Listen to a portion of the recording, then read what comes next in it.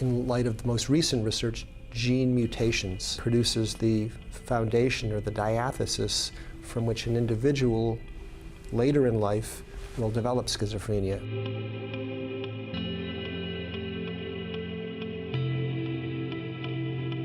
It's now known that the predominant cause of the illness has to do with brain development, and the main cause of the abnormality that occurs in brain development is caused by genetic contributions, genes, and specifically in light of the most recent research, gene mutations.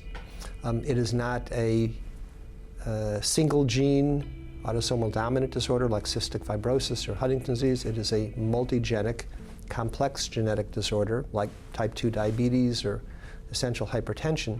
And what seems to be the genetic basis for it is that there are in individuals who are vulnerable to develop schizophrenia a number of mutations that occur in various genes, and by mutations it usually is occurring in the form of some variation in the number of copies of the gene, either too few or too many, copy number variant.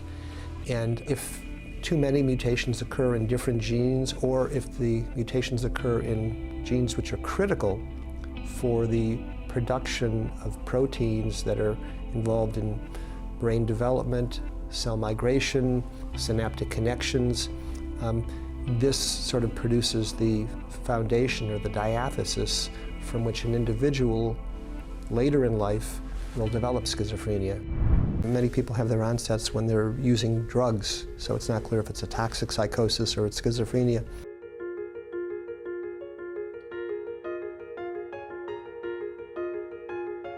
When a person develops schizophrenia, and oftentimes when their symptoms first emerge, it's not clear that that's definitively the diagnosis, because the symptoms may be not clearly expressed or may be intermingled with other things that are going on. For example, many people have their onsets when they're using drugs, so it's not clear if it's a toxic psychosis or it's schizophrenia. However, sort of whatever the circumstances of the initial phase of the illness, and the illness does not begin abruptly usually from one day to the next. It's usually something which occurs iteratively or gradually over a period of weeks, months. But when it occurs, most people and their families, because usually they're in families at that time, don't really have any awareness of what's going on. I mean, if you have pain in your stomach or nausea or diarrhea, if you have chest pain, if you have trouble breathing, people have a sense of, well, I have a problem with my heart, my lungs, my stomach, my kidneys, I got to go see a doctor. When people develop these problems, they don't necessarily know what's going on, and they don't necessarily know what to do.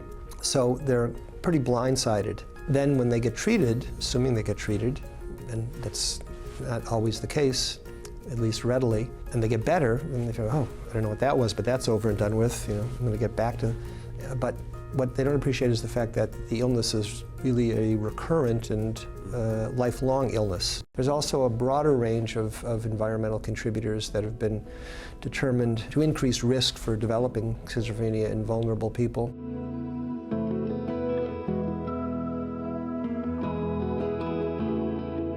In addition to the genetic contributors, there's a number of possible environmental risk factors. Some of these occur in gestation.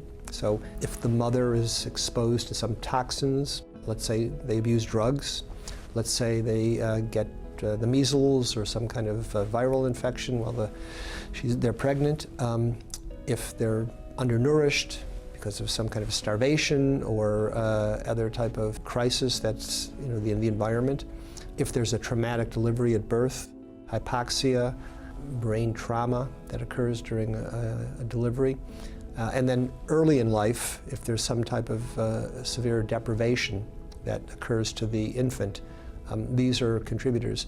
There's also a broader range of environmental contributors that have been determined to increase risk for developing schizophrenia in vulnerable people. One is urban living.